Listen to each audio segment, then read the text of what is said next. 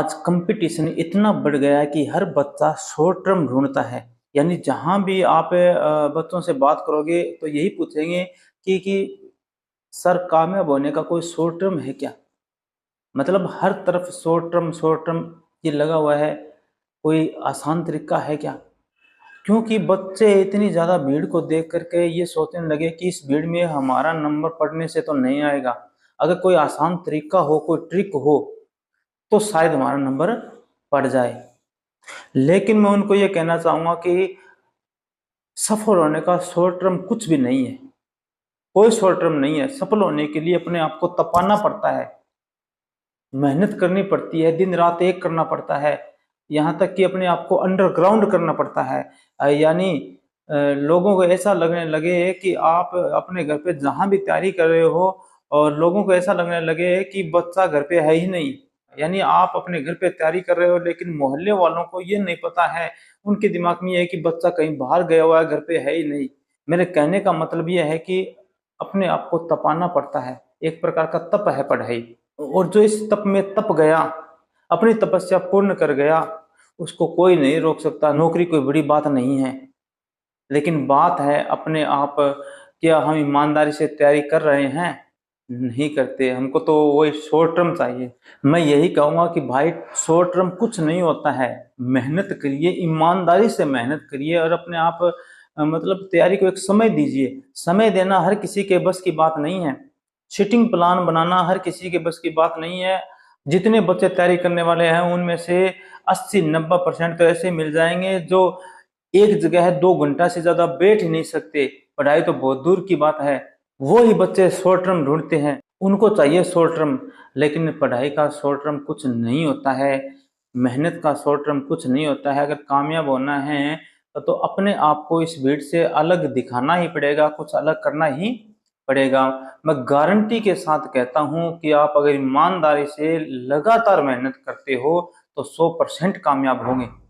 ऐसी एक कहानी मैं अपने दोस्त की बताता हूँ। जब मेरी नौकरी लग चुकी थी, 3-4 साल हो गए थे मेरी नौकरी लगे हुए, और वह मेरे साथ ही तैयारी कर रहा था। तो एक बार मेरे को वो मिला और ऐसे हम बातें करने लगे। तो वो कह रहा था कि भाई यार तुम तो लग गए, हम तो अभी तक नहीं लगे, यार कोई शॉर्ट टर्म बताओ ना। उसी से मेरे दिमाग में आया था वो शब्द शॉर्ट टर्म।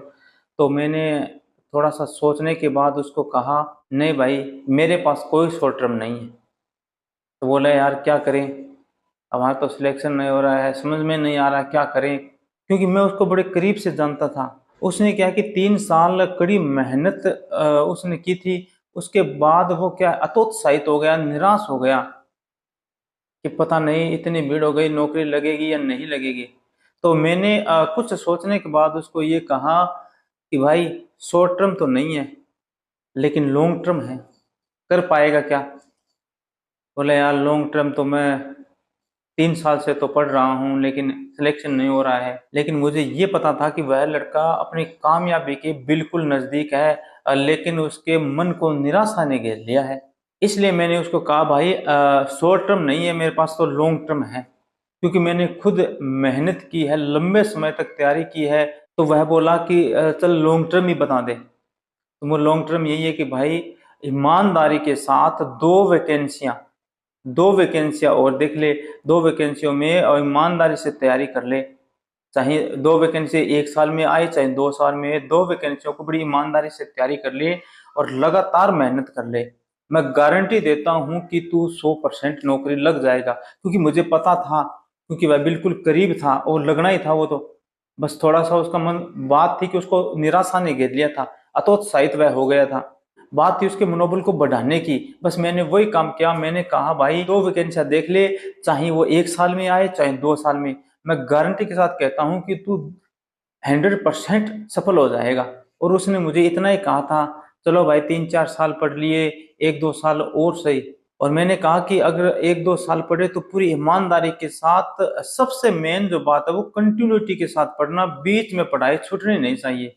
और उसने वैसा ही किया। और मेरी इस बात के करीब, ये बात थी, एग्जैक्ट तो मुझे महीना याद नहीं है, लेकिन वो राजस्थान पुलिस में एसआई की तैयारी उसमें कर रहा था।